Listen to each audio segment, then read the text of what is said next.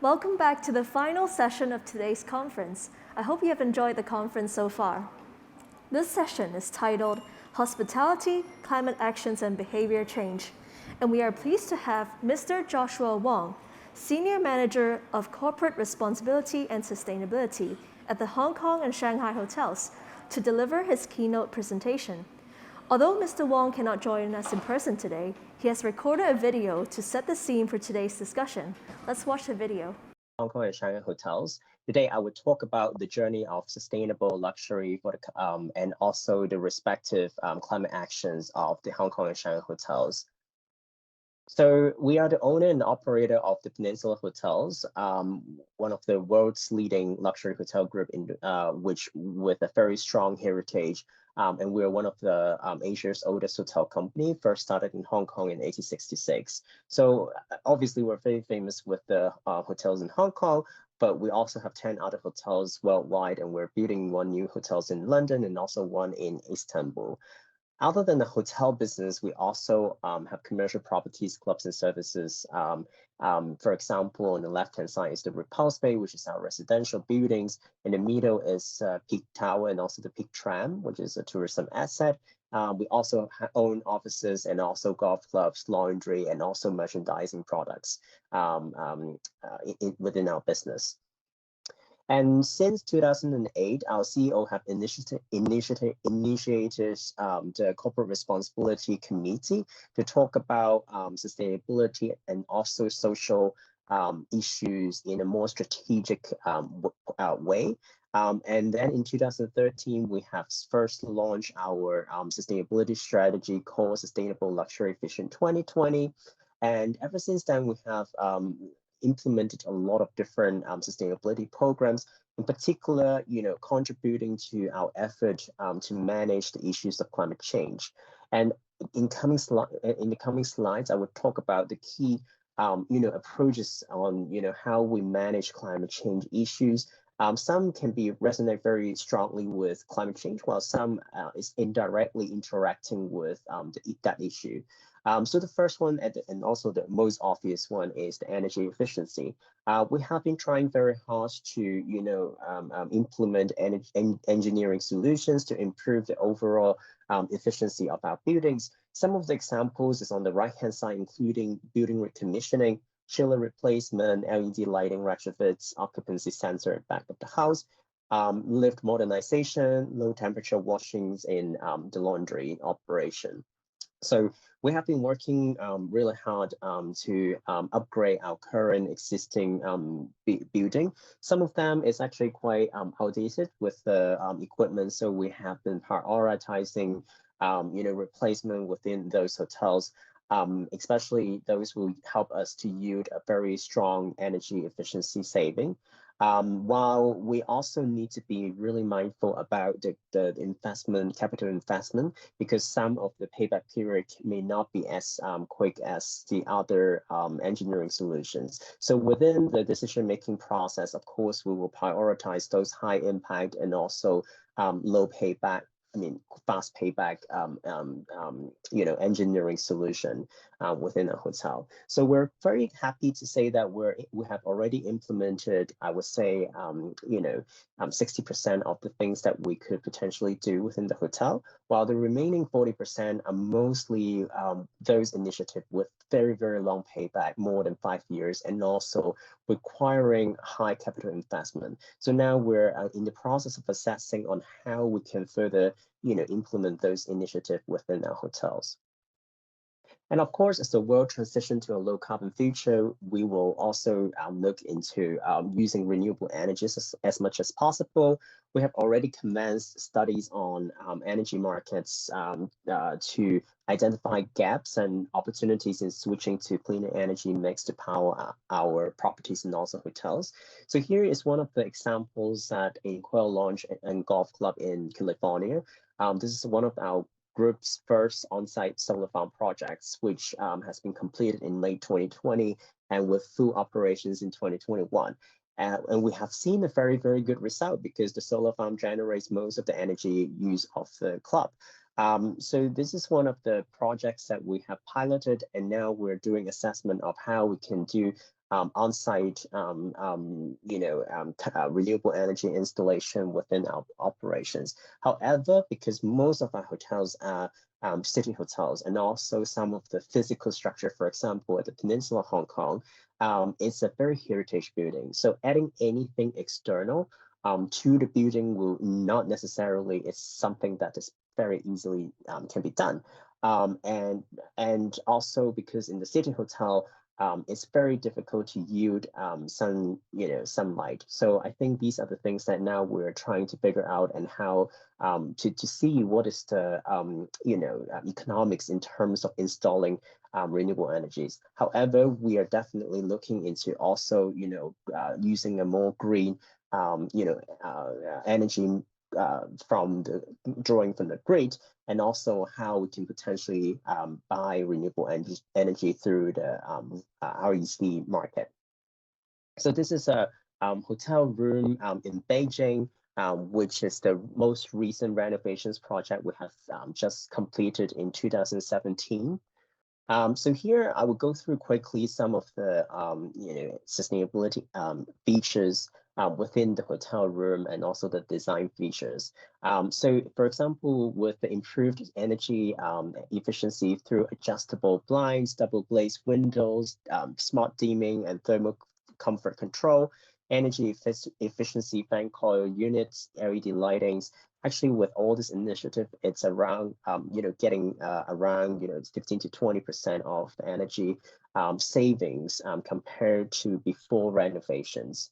And then also we have low flow shower heads, faucet, and also dual flush toilets. And we use, as mentioned previously, we have low temperature washing for our bed linens and also towels to save energy and water. And the millwork and also furniture are all from sustainable wood, and probably being, and some of them are recycled timber as well. We have also incorporated circular building design, for instance, like recycled wall coverings content, and also integrated waste management processes. While we are renovating the hotels, we set up dedicated areas for recycling, waste segregation, etc., etc. Of course, indoor air quality is very important. We achieve that through using low VOC paints and sustainable carpets, and also leathers using water-based or soluble finishes, and also during the process using less energy and water consumption during the production. Last but not least is the innovative in-room technology, which is the digital bedside and also DeX tablets, which actually help our guests to control the lightings, room temperature, ordering room services, daily newspaper, etc., just within their fingertips. Waste management. We work with like-minded partners who share a vision of diverting waste, and we all know that the amount of waste generated within the hotel will indirectly contributing to the carbon emission or greenhouse gases emitted to the atmosphere as part of our consumption. And that's why we have waste segregation and recycling program, use of soap and bottle amenities recycling, and food waste is such a big topic, and we ensure that our food, excessive food is being donated, recycled, and also or composted within our operations. We have been also, looking into the textile waste that we have within the hotel. We have been piloting textile upcycling projects with different partners. On the left-hand side is, is a bathrobe that can turn into a teddy bear, and it's made from our used bed linen. And in the middle is the accessories that also made from our used bed sheets that we donated to our to a social enterprise. Our approach in also protecting biodiversity is, of course, to avoid procuring products which are critically endangered or contribute to deforestation, which also eventually would reduce the capacity of how our ecosystem services. That's why we are also striving to source out agricultural products and also other key commodities such as paper, tea, coffee, chocolate, cotton, and seafood from sustainable sources. So we have been emphasizing, on locally sourced perishable goods, to support local economy and also, reduce carbon emission throughout the transportation. Sustainable seafood, tea, coffee, chocolate. Now we have been looking into it from, agricultural sustainability point of view. But now we're also further looking into during the processes of these products, is there any way that we can further reduce the energy and also water consumption? This is some of the things that we need to work with our suppliers on it. Environmentally friendly cleaning products, sustainable or recycled paper products is also being used within the hotel. So one of the very important things that we have done since 2020 is we started to initiate discussion of embedding climate risk into business strategy and also financial reporting. Of course, in alignment with the TCFD recommendations and also the new reporting standards, which is coming out very soon. In different jurisdictions. So we do believe that this is one of the very, very important kind of process to, drive a true business transformation, to look into climate change as a core issue going forward when we're running our business. So we have run qualitative assessment on transition risk and also physical risk based on literature review. But going forward, we are now also trying to do a quantifying the risk according to future climate and policy scenarios, hopefully, which will give us a more, accurate, also being able to map out the key steps that we need to achieve in next few years, and also in the future when we look into different climate scenarios. While when we look at the opportunity side, so some of it will be captured during the net zero target and science-based target setting. But at the same time, we believe that it is very important to develop a more holistic transition plan covering the future market trends, identifying new business opportunities, and maybe we should do things very differently. In terms of hotel operations, there are certain things that we should keep on, innovating and to reduce, carbon emission along the way. And with the final hope, of course, is how can we quantify these risks and acknowledge that climate change will have certain impact on our financial performance. So now we are hoping to drive this true business integration going forward and have a comprehensive financial planning in the future. So these are some of the physical risks and also transition risks that we have identified, and also with our risk management approach. Unfortunately, I don't have time to go through every single one with you, but just basically telling you that we have done certain assessment, and also we have driving discussion within the senior management level and also the board level. So while we are still in the process in the past 2 years, we have been, identifying knowing that, climate change is such a huge topic, and we know that we should be contributing by, committing to certain net zero targets and also science-based target. Unfortunately, we're still in the process of setting, these targets.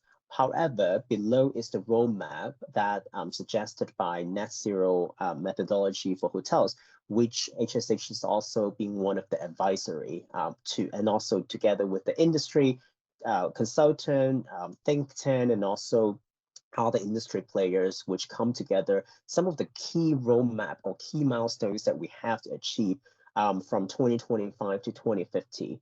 So these are just very general, steps, including, in 2025, we're talking about plan, commit, quantify, engage. So unfortunately, I have to say the hospitality industry is moving comparatively slower than other industry, I would say. So a lot of the hotels may not have started, quantifying their even scope 1 and scope 2 emissions. So the plan is from now on to 2025, it is very important for all the hotels industry to quantify, disclose scope 1, scope 2, and 3 emissions, and started implementing climate actions and decarbonization projects with reduction progress. So some of the details here are being listed with the very, absolute intensity reduction target on carbon emissions and also energy reductions, while also highlighting the use of renewable energy use, and also starting to, scope 3 is such a big thing, and we'll talk about that in a bit, but understanding the scope 3 emission is one of the key things that we need to achieve by 2025. While in 2030, we hope to use renewable energies and also carbon offsetting in place, which we all believe, understand that this is one of the most important years for climate actions. Most of the electricity hopefully is from renewable sources, depending on site purchased or using REG. Carbon offsetting approaches should be commenced for the remaining emissions. So again, I have listed out, the in details what is exactly the reduction targets that hotels should, technically should be achieving. And the energy reduction for at least 20% and 100% electricity from renewable sources for immediate market. And then also on scope 3 emissions, started to look into waste reduction, and laundry operations to use renewable energy, and then also starting to decarbonize the F&B supply chain, which is a very complicated one. And 2035 and 2040, for 2035, it's about shifting focus to residue and also the value chain, engaging with the supply chain. It's one of the big things for, hotel industry. And then in 2040 is basically, hopefully we can achieve net zero by then, but then we also give ourselves some buffer by 2050. So hotels should be able to make credible claims by 2040 that they're achieving net zero for emissions of their buildings. And then in 2050, of course, hopefully the target is being met. And we hope to, all our value chain emissions will be heavily decarbonized. And also hopefully the residues emissions will be minimized, and we can quantify that, offset that with when there's no other viable alternatives available. So this is the, I would say the detailed actions that we need to achieve, or the common goals that we need to achieve by 2050. So some of the key things is, you can see, it's very rigorous kind of reduction, and the use of renewable energy has to be achieving 100% already. And then also we have to electrify the use of heating and cooling that used within the hotels operations. So last but not least, this is my last slide to talk about the challenges that the entire hospitality industry has been facing. One of the biggest things is the insufficient information and data, because in the hotel industry, we still have an insufficient data that is lagging in quality and also the reliability or credibility. And not a lot of hotel brands are now publishing these information, which also being assured by third party. And the industry is just slowly adopting the industry methodologies recently. And one of the, I would say, significant kind of feature of the hotel business is it really highly dependent, your environmental impact is actually highly dependent on what kind of services that you provide in a hotel, and it's highly variable among hotel operations. For instance, you have luxury 5-star hotel compared to 3-star hotels. Obviously, your environmental impacts can be very different. And then whether you have laundry operations is a huge thing. How many restaurants that within your operations is also a big thing. And then your geographical location, et cetera, et cetera. So these make the benchmarking process is so difficult, because you can't really compare different hotels, from a very, putting aside all these, factors. So now I think the industry is also trying to figure out a common way to compare like to like. So whenever you're a 5-star luxury hotels, you should be compared to your peers. And, depending on the similarity of the services that we provide. So it's more complicated way of looking into the data set. And then the second point is we have a high dependence on suppliers and also local infrastructures. So around 55% of our total GHGs are scope 3. This is extracted from a study being done of third party think tank. So this number may varies depending on on different hotel brands. So some of the scope 3 emissions, of course, is outsourced laundry, waste disposal, F&B supplies and production, and FF&E, including the furnitures, the silverwares that we use, the linen product that we use, etc. And also the hotel supply chain is actually very complex, as there's involvement of many different suppliers to provide different kind of products and also services we offered within the hotel. Just we talk about the seafood that we source every year, we're talking about 150 to 200 single items that we use within the hotel. And then there's maybe less than around 10 suppliers supplying these kind of seafood coming from all around the world to Hong Kong, and so that we can serve our guests. So by just looking into this particular item or seafood category, it's already so complicated that it's nearly impossible to have an accurate scope 3 data. So this is one of the things that we are also looking to solve, and also how can we manage this in a more strategic way. And then there's a fragmented regulatory landscape, because most hotel group operates in it has international presence, and they have different regions that need to assess applicability in each market, and also monitoring the upcoming regulations and requirements. And also each country have, or even each cities have very unique ambitions on climate actions, the support they provided, the regulation that they planning to change in terms of climate change. And finally, is the challenging operating environment. I think, needless to say, the pandemic has worsened the situation as travel has not been resumed completely, while the industry is now facing huge labor shortage and also inflation issues. So talking about budgeting, having more capital investment in sustainability projects, it's actually a luxury, because a lot of us don't really have the capacity to think about these long-term problems going forward. So only larger brands like us with a particular functions looking after sustainability could have the luxury to plan ahead, and also started to allocate resources in coming years to achieve the climate action goals that we committed.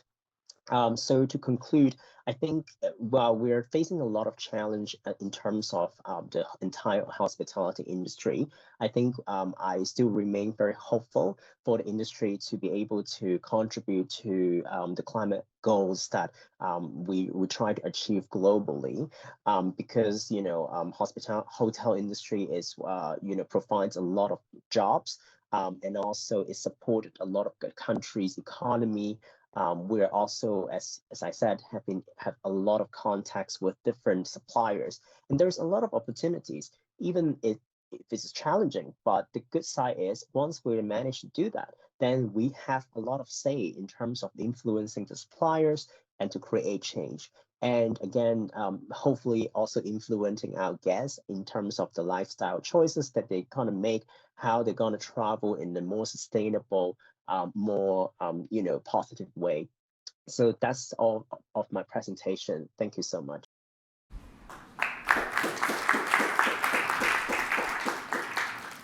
We hope you have enjoyed Mr. Wong's video. For the final keynote presentation of today, we are pleased to have Ms. Mavish Mumtaz Ahmed, Global Head of Social Impact with Rosewood Hotel Group, to give us a keynote speech. Let us welcome Ms. Ahmed. Hi, everyone. It's an absolute pleasure to be here and to be able to talk about hospitality industry, but also the entire space of impact and sustainability at large. So what I'm going to do is I'm actually going to zoom out a bit from the nitty-gritties of how hotels are embracing sustainability and environmental protection, and all the sensors and energy reduction and water reduction targets that hotels are putting into place. These are absolutely essential. But what I want to do is zoom out a bit and put this in the wider context of the movement towards the hospitality industry really embracing responsibility. And a big part of that are not only environmental targets, but also the people piece. None of this is possible without bringing people along on the journey with us. And in the people, there are the people who work for a hospitality company. There are the people that the hospitality industry actually serves, our guests. I think we have to be cognizant that there are pressures afoot from our guests, from our talent, that are going to bear on us as we try to make this transition to net zero. So we're not doing this alone. We have to take people along with us. So let me just start by telling you a little bit about the research on how talent and consumer preferences are actually changing. We know that 2/3 of consumers are willing to switch to purpose-driven brands. So this idea of transitioning towards net zero is not inaccessible to our consumer and our talent base. People are already willing to move to brands and consume brands that they feel are responsible, are sustainable, or have a strong social responsibility angle. We also know that when it comes to consumers, 70% are willing to pay a premium for sustainability. What that means is that if there are additional costs attached to a net zero transition, and for all of us who have to deal with finance departments, we will be aware of these considerations. There are two things to consider. One is, it's not always more costly. Gone are the days when switching to a more sustainable alternative was automatically going to cost more. In our portfolio at the Rosewood Group, we have hotels who have switched to more sustainable alternatives, including switching from plastic water bottles to aluminum or paper, where they've actually saved money. So the first assumption should not be this is going to cost more. But the second assumption should not be that that entire burden has to be one way, has to be borne only by the company. With 70% of guests and consumers willing to pay more for sustainability, there is an opportunity here for everyone who has touch points with hospitality to be in this together. We also know from a talent perspective that 40% of people actually want businesses to prioritize responsible production and consumption. So putting actions in place that are responsible is not enough. We have to tell the story. We have to let people know what is happening so that they can view the hotel industry as a responsible business, and not just a business that is reactive and trying to catch up, but a business that is proactive and doing actions that talent and consumers will respond to. And finally, and this is a huge shift coming that is way beyond just hospitality, which is most young people, most people under 40, actually think that it is business's responsibility to solve societal challenges. So gone are the days when businesses could take a step back, wait for government to regulate, and then take action. Societal expectations on businesses are very strong, and hospitality as a people business is particularly well positioned to engage with people when it comes to this. And I will give you a few examples of how that happens. As Joshua just pointed out, the hospitality ecosystem is very complex. Whether it comes to emissions, supply chain, whether it comes to how much control hotels have on the electricity that they're consuming. For example, solar panels cannot be a solution for a lot of urban hotels. They just don't have enough area to install solar photovoltaic panels. And in many cases, hotels will need to depend on how the national electricity grid is structured. Is most of that energy coming from renewable sources? Is most of it coming from hydroelectric? Is most of it coming from coal-generated power plants? A lot of that often ends up being outside a hotel's control. What can hotels do? They can absolutely build in more efficient use of energy and set targets for reduction of energy use while trying to bring in more renewable energy sources. But all of this is complex because hotels don't operate in independent ecosystems. They tend to be very integrated with the surrounding environment, with the infrastructure that is available, and the choices that they are faced are often limited by what's made available around them. That doesn't mean that hotels are helpless. It just means that they're operating within a very complex environment. And when it comes to our total impact, let's not forget that it's not just the impact of our operations, but also the impact of our guests who are often flying in to visit a hotel, who may have certain expectations around the service that they want to receive, whether it is daily laundering of sheets or the availability of sushi in a location that is 1,000 miles away from the sea. So we have to understand also that there are these different integrated touch points, which is why it becomes even more important to bring the guests along on that journey with us.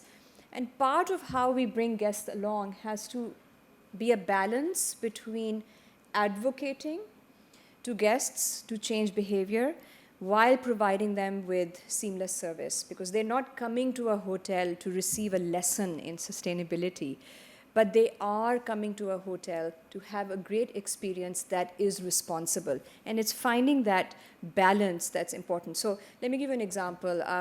One of our hotels, Rosewood Phuket, what they've done is they have summarized all the ways in which they embrace environmental sustainability, and they have pushed that information onto the TV screens in every single room. So you can go in as a guest and you can click on a QR code and you will understand exactly how Rosewood Phuket is a responsible hotel. It's a softer way of pushing that information to guests without putting it in their face. But that's only one part of the communication solution. There are other things that need to happen, including clear and transparent reporting. Absolutely, because hospitality is not in, it's not a cement factory, it's not the construction industry, it's not an oil and gas company. It has not received the kind of scrutiny and the kind of regulatory pressure that other industries have. And that's why we don't see the kinds of ESG or sustainability reporting that other industries have. But taking it upon ourselves to publish and push out that information and those reports is one of the ways in which hospitality companies can fulfill their responsibility towards charting a course to net zero. So it's not only about the actions, it's not only about the education, it's also about transparency. One of the biggest footprints in hospitality is actually waste. One of the best solutions to waste is actually to reduce, to not generate it in the first place. And I'll share with you an example of how technology can help us with that. The rest of my presentation, and I'll try to not take up too much time on this, is I want to just break up what hospitality can do into three parts. One is we have to start with action. There is no substitute for that. No amount of talk will substitute for action. But the second is we can seek out innovations, and there are plenty that are cost-effective and that are actually fairly accessible and easily deployed, and I'll share a few examples of that. And the final thing is amplification. Hospitality has so many touch points with the community, with suppliers, with the way other people design their production processes and how other people consume, that by leading in the in this environmental sustainability and social responsibility space, the hospitality industry can really be an amplifier for a lot of different industries, not just hospitality. So let's start with acting, and I'll just share with you a bit of the commitments that Rosewood has made. Now, in Rosewood, what other companies would call sustainability, we actually call it social impact. And the reason we call it social impact is because we want to capture our entire impact on all our stakeholders, and that includes our people who work for us, the people who come and stay at our hotels, and also the communities where we are located, and then also the planet, which is an integral stakeholder. But the reason we put the word social in there is because we are a people industry, and we believe it is through bringing people on this journey and converting people's behaviors and mindsets that we will actually successfully complete this journey towards net zero. So what are some of the commitments we've made? we have a number of environmental commitments, including 70% waste diversion from landfills and incineration by 2025. That's a fairly ambitious commitment. 25% reduction in energy use and water use by the same time. We want to eliminate single-use plastics by 2025, not just guest-facing, but we're looking at doing this across our operations. And we want to be completely carbon neutral by 2050. But I want you to focus a little bit on the first three over here. Because if people in the local communities and economies where we are struggling to put food on the table, they're not going to be thinking about environmental responsibility.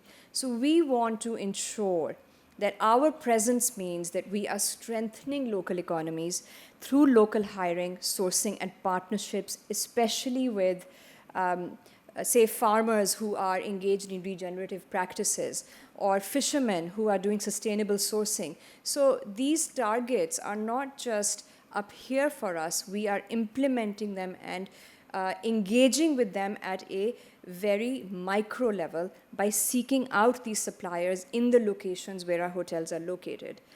We also want to invest in our collective future through education and upskilling. I think there's no getting to net zero without constant education and upskilling for people who can help us get there. And there is also really no environmental sustainability as long as the underserved and underrepresented groups in our communities are not taken along and included in progress and economic development. And that's our final commitment in the social space. How are some of these innovations playing out? So one approach to innovating is to be looking at integrated solutions. And I want to share just a couple of examples from Rosewood Phuket, which has multiple touch points with environmental and social responsibility. For example, there is a natural water reservoir on property that actually supplies almost the entire property's needs through the rainfall that Phuket receives for 6 months of the year. There's a water treatment plant on site.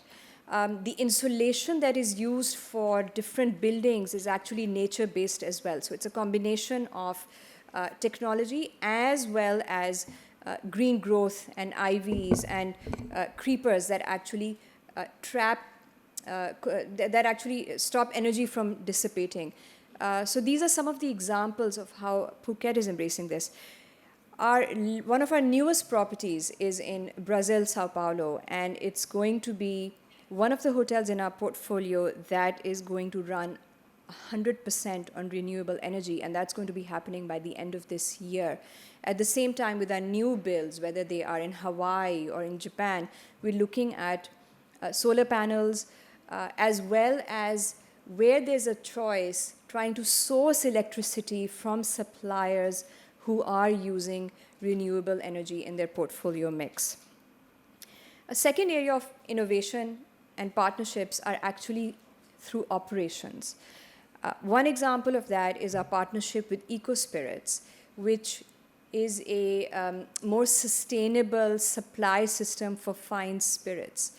And what they do is they're trying to eliminate the glass waste that comes with sourcing premium spirits in the food and beverage supply chain for hotels.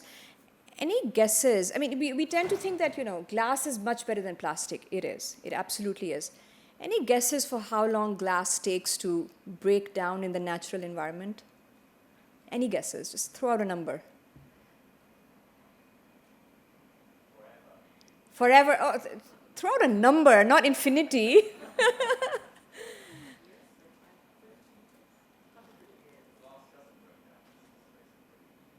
It does. It does eventually break down. It does. Yeah. It takes 10,000 years.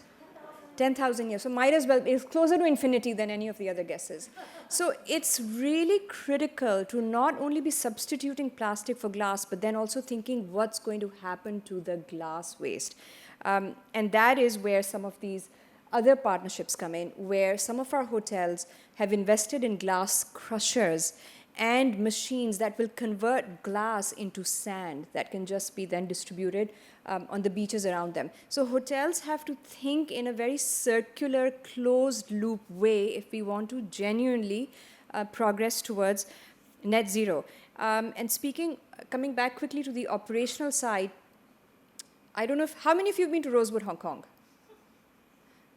How many of you have been to Blue House, which is the newest restaurant? Okay, quite a few of you. It's the newest restaurant in the group portfolio, and it is our first impact venture that is inspired by the idea of a business with purpose. It has a commitment to set aside 1% of its revenue for creating neighborhood resilience, and a big part of that commitment is to circularity within the hotel operations while bringing in the community and taking them along on this journey and letting them benefit from the presence of Rosewood Hong Kong in that area of Hong Kong. So these are some of the ways in which hotels and the hospitality industry can be innovative, and it's not out of reach, can be innovative, and it can take both people and all the stakeholders along on this journey. And finally, because I've run out of time, just an idea, a quick snapshot of how taking an impact-based approach actually amplifies everything that a hotel is engaged in. So on the food system side, there can be commitments to zero waste. On the environmental side, there can be a commitment to reducing our reliance on energy and water. On the community side, hospitality can be providing opportunities and livelihoods so that we are not only responsible in our own operations, we are actually building resilient, responsible communities. We should be communicating about this constantly so that we are bringing our internal stakeholders as well as our guests along on this journey. And then there are multiple other ways that we should be engaging. But with that, I just want to end on the note that hospitality industry does not face the regulatory pressures that a lot of industries do, but we do face two of the biggest changes that are coming down our path that would affect us actually a lot more than they will affect oil and gas companies or cement factories. And those are really the changing preferences of the younger generations who want to work for companies that are responsible, who want to work for companies that care, and who want to work for companies and patronize the products and services of companies that are viewed as net positive for the world, not negative for the world. So this is the moment, this is the opportunity for hospitality to really embrace that and bring in all these groups on the journey as we do this, because it's not just something that people like me working for the group can do by ourselves. Our talent needs to come along, our consumers need to come along. So next time you go to Blue House, ask them about the impact story. Thank you. Hey, let's take a seat on the stage. Thank you.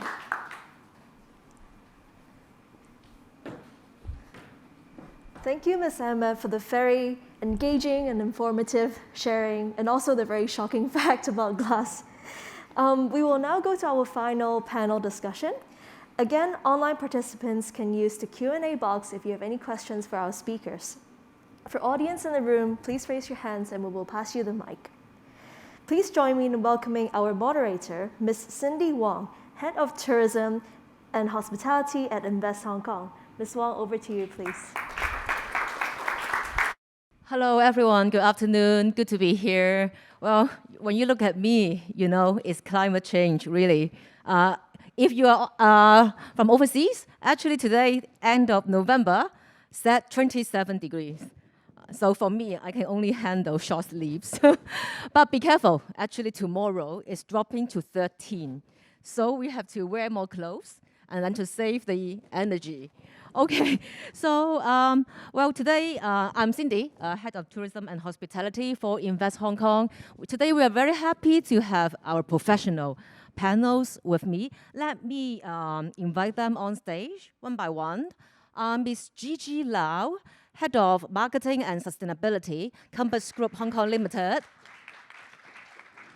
Let me take you through also Gigi's bio. Gigi has been in the food industry for over 10 years, from working in high street restaurant group to now corporate catering services as the head of marketing and sustainability at Compass. She takes great ownership in building better communication channels to actively promote Compass social purpose strategy, which builds around people, safety, and sustainability to all the stakeholders. So thank you, Gigi. And then may I also invite Ms. Peggy Chan, Executive Director of Zero Footprint Asia. So today for hospitality, also we will have food services and also another company like Gigi has been in the food industry for Peggy. In 2012, Peggy opened Grassroots Pantry in Hong Kong with a mission to raise awareness of the inequities in our food system and to share knowledge on the benefits of whole food plant-based cuisine. Through conducting zero footprints life cycle assessment, Grassroots Pantry has become carbon neutral in 2018, and its first sustainability report was recognized by the United Nations Sustainability Development Goals as the best practice case study on sustainable sourcing and responsible management.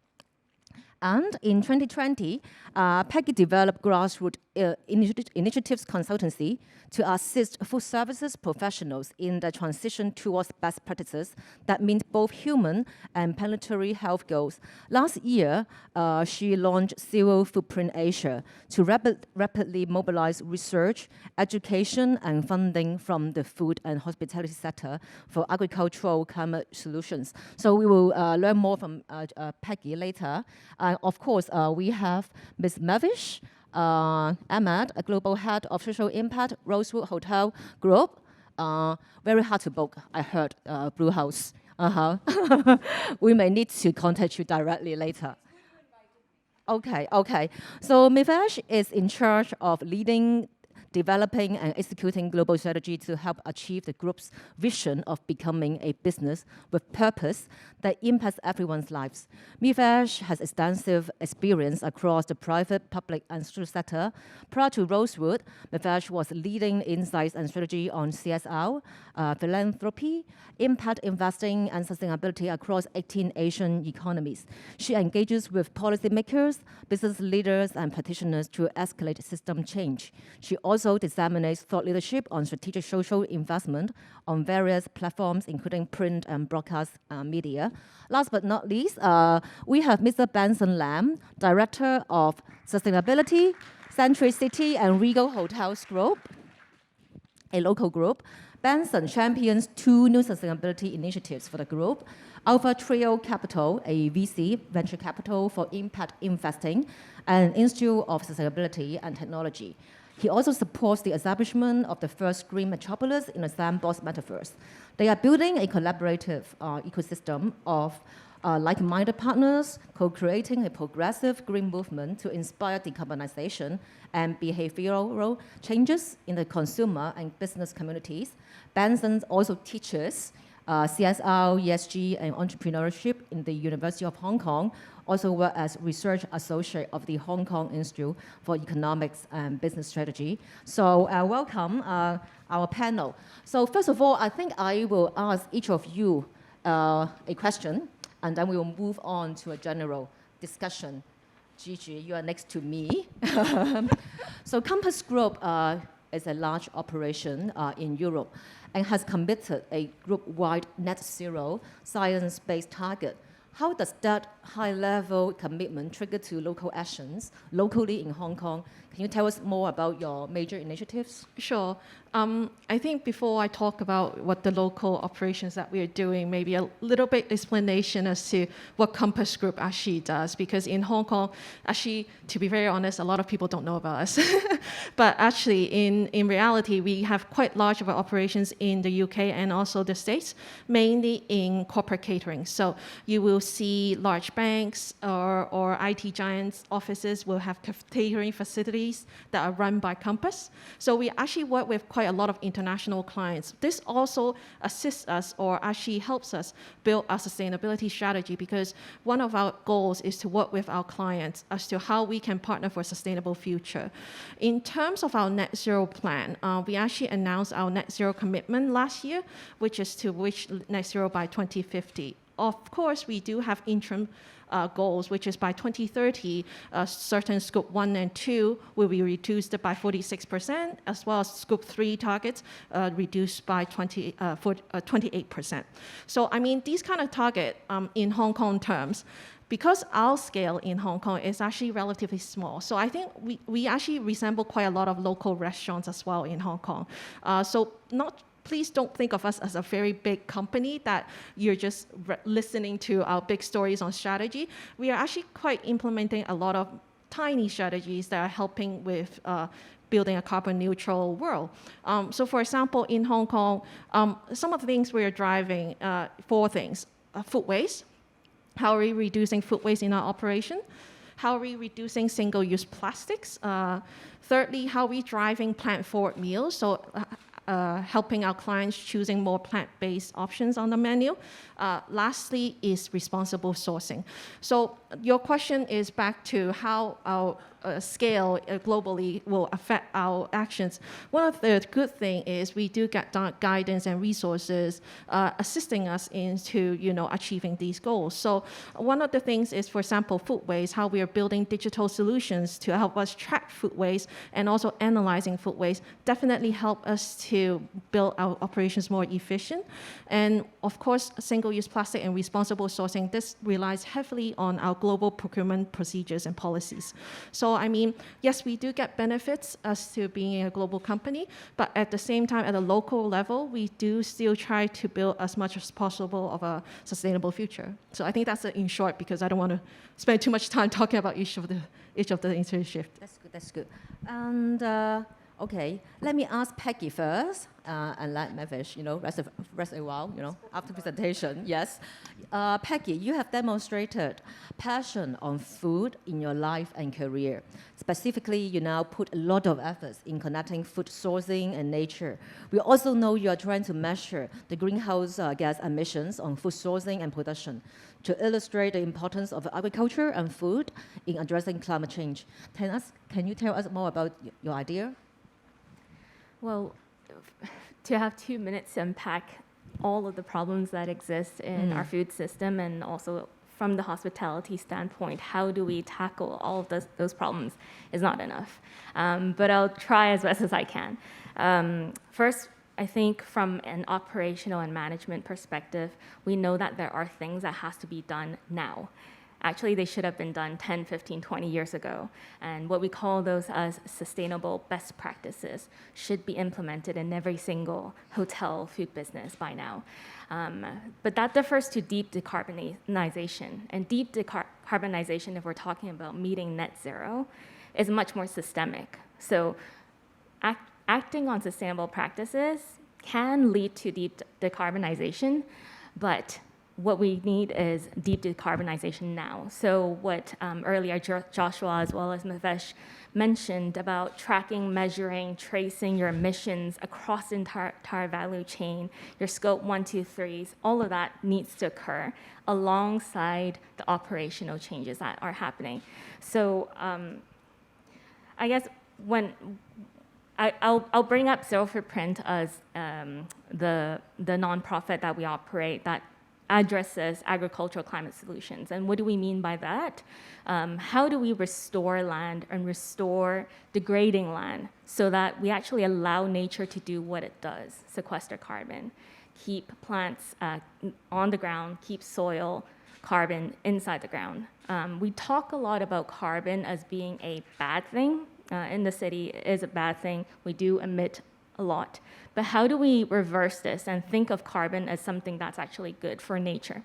Why do we connect nature and hospitality and the food industry so closely? Is because our industry is heavily reliant on healthy ecosystems for us to actually extract food from. So while we're doing that, while we're sourcing and procuring in a more sustainable manner, in a more traceable manner, how do we at the same time restore soil and restore forests as well? So Zero Footprint as a nonprofit, when we worked with them since 2018, was to basically engage restaurants and hotels to pledge a 1%.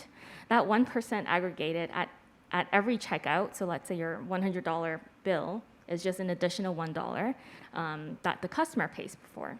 Again, what Mifesh said is a lot of customers, especially millennials like myself, want to see companies actually participate in climate action actively. So in aggregate, that fund goes to help farms transition to regenerative agricultural practices and helps restore land.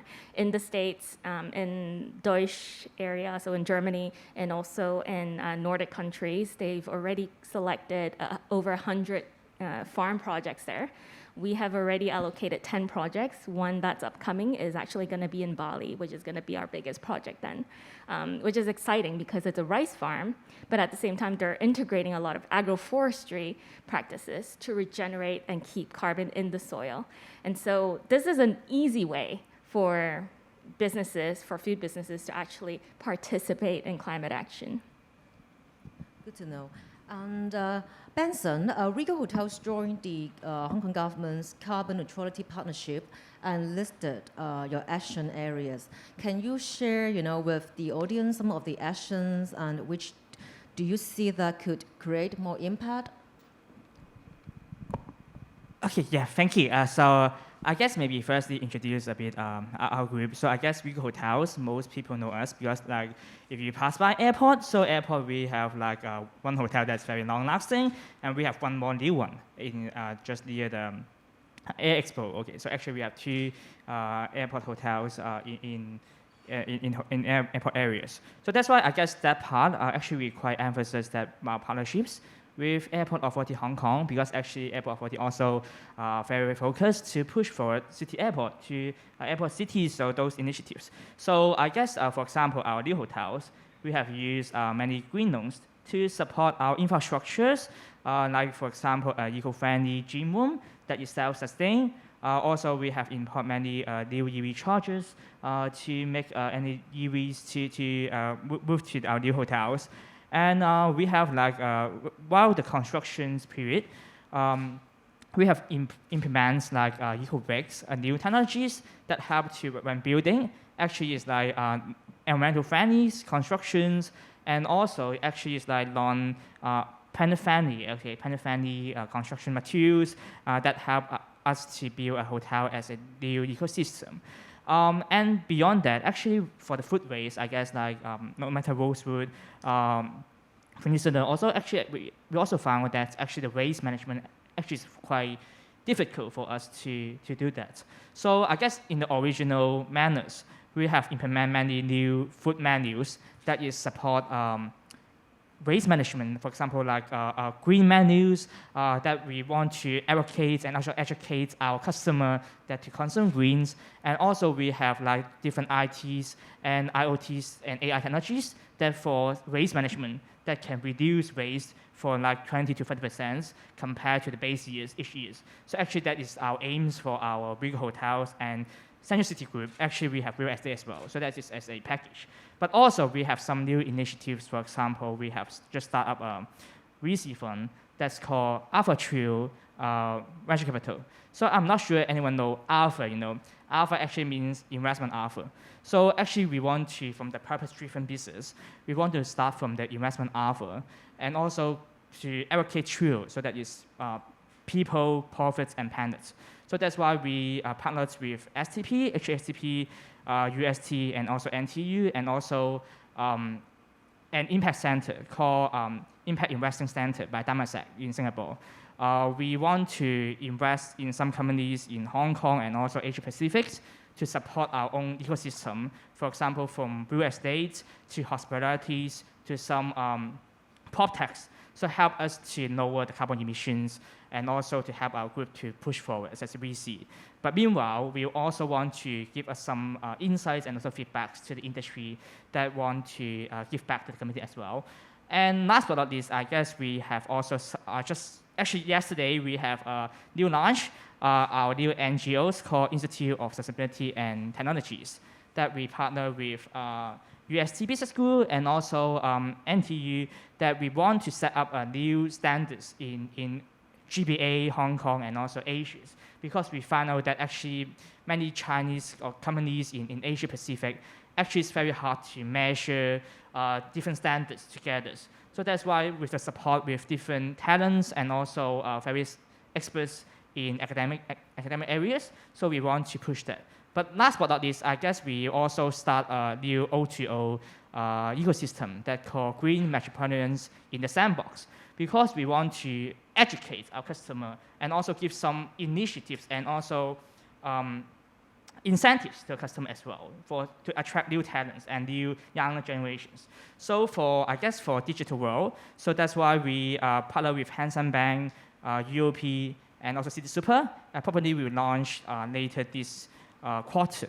We want to, in future decades, when customers come to, no matter our hotels, go to Hansen, UOB, or City Supers, when you purchase eco-friendly foods or eco-friendly products or our services, we will give you some rewards that can go to our digital platform to interact with some like-minded peers, and also the platform will act as an education institute to share some initiatives with some like-minded peers, and also last but not least as an O2O channel as well.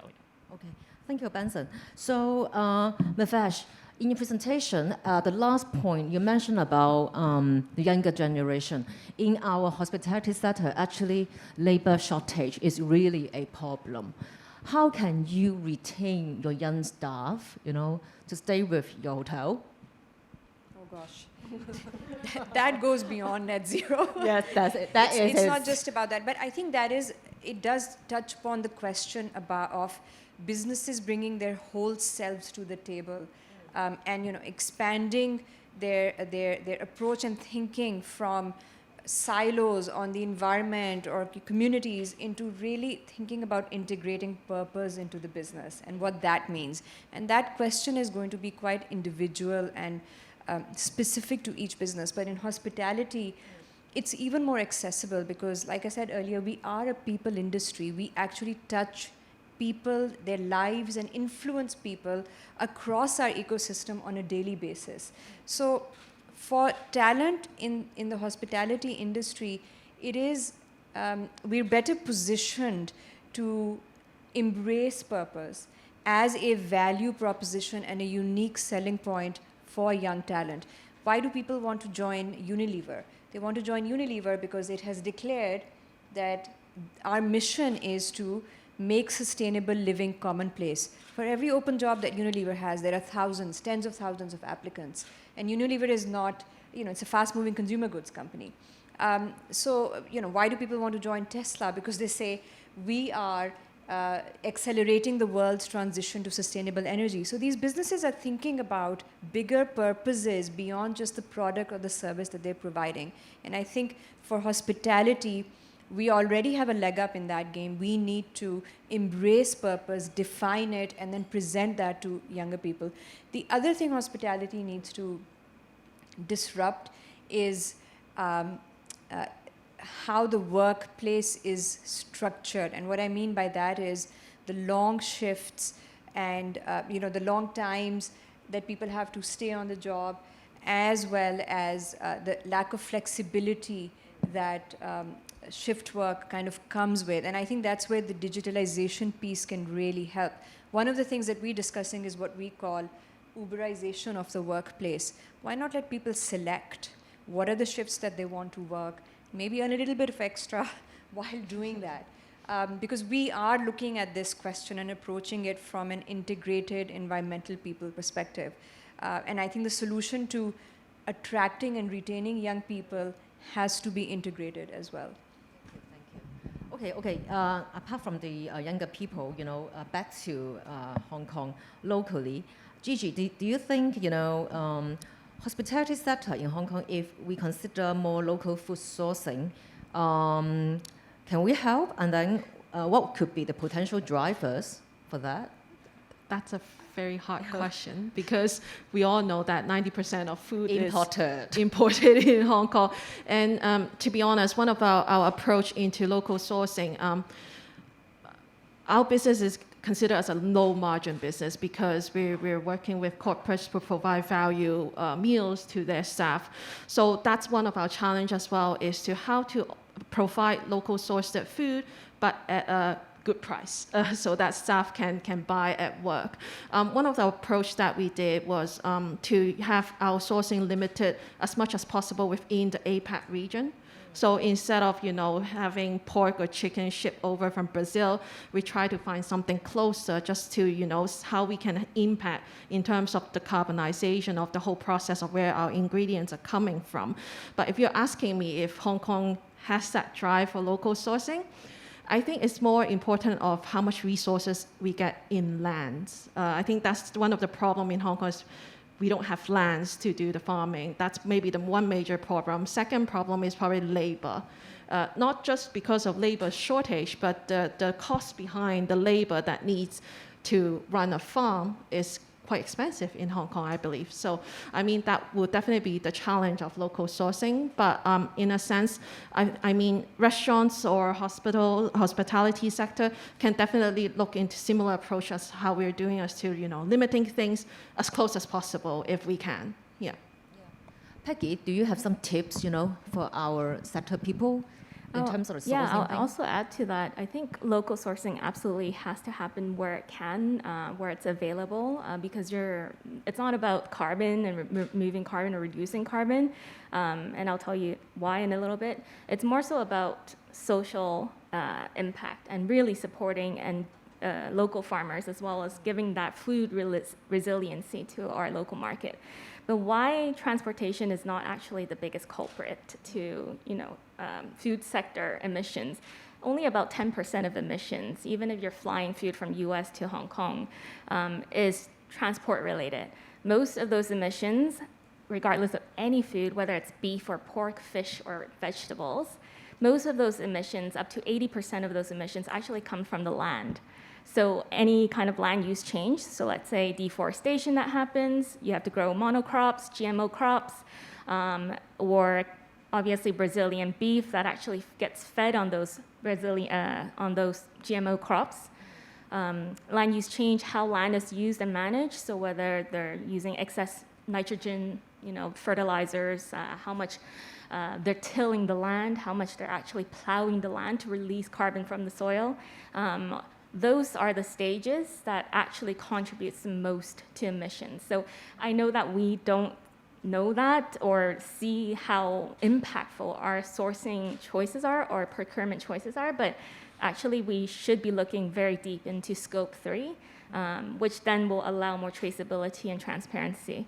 And then also with companies that are much bigger, you can also help your supply chain and help your farmers shift to much less fossil fuel intensive agriculture. Understand. And then for the hotels, do you have any sustainable procurement policy already enforced, Benson? Actually, we have our road plan that hope to drive local sustainable food too. Because I guess what we want to do is from investing to the companies that doing such technologies, and also to no matter from local sourcings that we hope to do so. But if we can't, some treasure foods need to import by outsiders. We want to implement those IoT and also AI technologies to help us to measure those carbon emissions, to lower them, and also to try to give back to the community as well as much as possible. Yeah. That's good. How about you, Mivesh?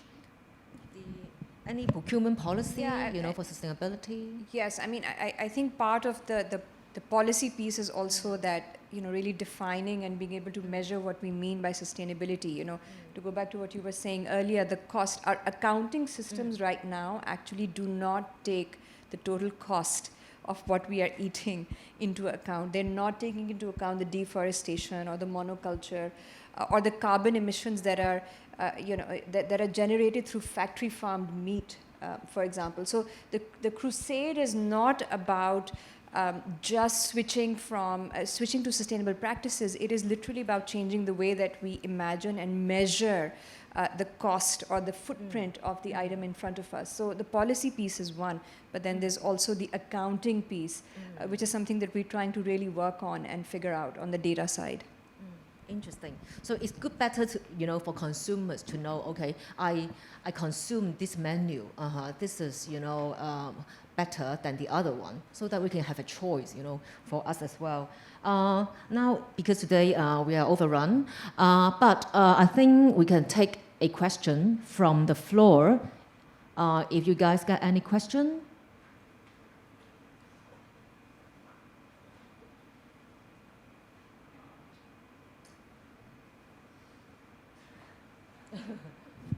Thank you very much. Merlin from BEC, you know me. I think it's the first time we really curate a panel to talk about hospitality. Like I mentioned to you, one of the very differences between the other sections or sector we talk about, I think, Melfisher, you summarized very well that apparently hospitality doesn't get this regulatory enforcement. So things that you guys are doing, if I put it in this way, more voluntary and trying to make drive. So it's quite different from the other sectors like manufacturing, properties that I talk about. So one question I have is that maybe in Hong Kong context or from your international experiences, in other sectors, because of the regulatory requirement, so the sectoral players like property developer, construction companies, they start to work together, different forms of alliance to really address it, like scope 3, how do I source the low carbon materials, etc. But back into the hotel context, to me, because one way you don't get voluntary regulatory enforcement, but on the other way you are very different, that you can actually influence a lot of the public, which is, I don't know, scope 4, whatever. It doesn't call it in that way, but it's different in a sense, you drive massive change. But is that, my question is like, from your perspective, is that something collectively the hospitality sector can do to talk about more instead of individually you have some thought? Maybe it's sort of a summarized question, but I just want to ask this. Anyone can answer this. Maybe I could take a quick stab at that. Absolutely. Collective voices are very powerful, especially when it comes to policy, because the challenge in Hong Kong is not just that in Asia generally we don't have enough regulatory pressure on the environmental sustainability piece, although Hong Kong, for example, is introducing a charge for municipal waste and finally banning plastic water bottles and all of that.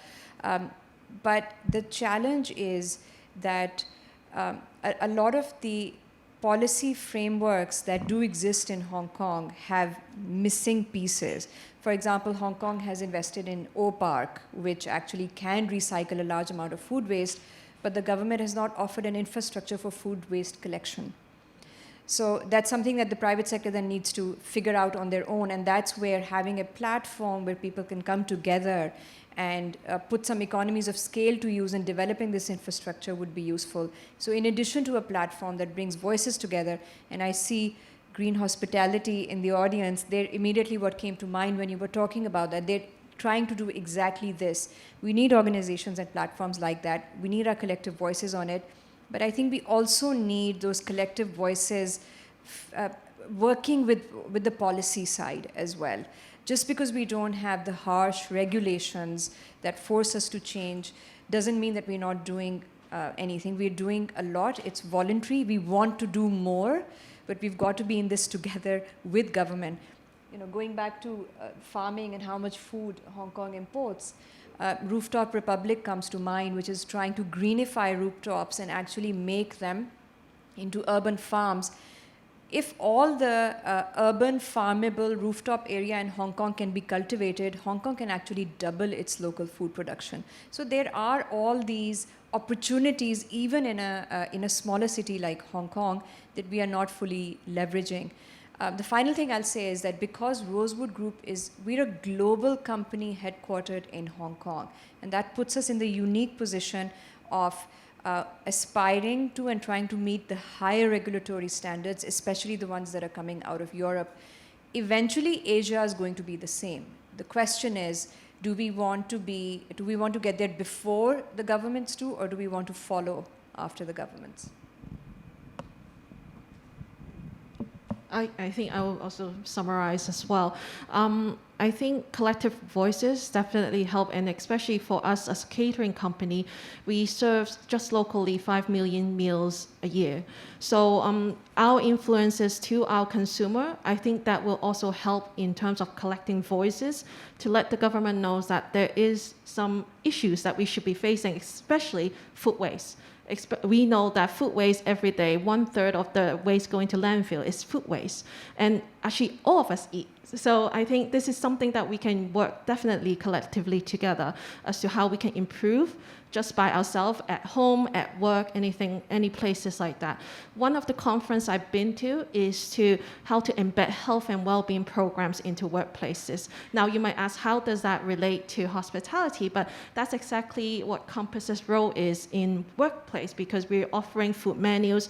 We're trying to provide as much choices in terms of health and well-being, just so that we can influence the staff in every corporate offices that, by taking into a greener diet, you're actually helping the environment as well. So definitely, I think everyone is involved, and that everyone's voices is very important on that. Thank you. Thank you. Because of time, maybe let me wrap up a little bit. Thank you so much today for our 4 panel speakers. And then, since we are all here, we are the hospitality sector, I think we are very happy to work together, and there are, some initiatives going on already, and we can see Gigi Sam, Mevesh, and also, Peggy attended some of the events. Actually, there are some associations or NGOs, they are also working on sustainability and also net zero. And these few weeks, actually, we are having more and more this kind of climate change, net zero events ongoing. Hong Kong, we are learning. We can do it together, even though it's baby steps. We are a little bit behind, but never too late. And then we have to work on net zero 2030. It's aggressive, but we can do it all together. So let's thank our panelists, and I hope that BEC, Simon, I think we need to have another session for our hospitality sector very soon. So thank you very much, and then see you guys next year, maybe.